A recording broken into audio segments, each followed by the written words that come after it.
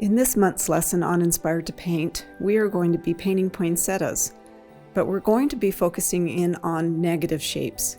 And when we focus in on the negative shape, we are painting on the right side of the brain, which is the creative side, the more abstract side of our brain.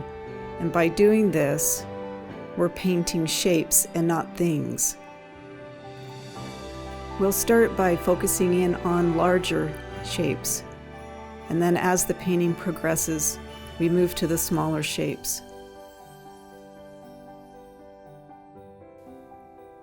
They're just puzzle pieces, putting one puzzle piece in and another until at the end, you have a painting of poinsettias. So I hope you enjoyed that, and I do hope you're inspired to paint. Thanks.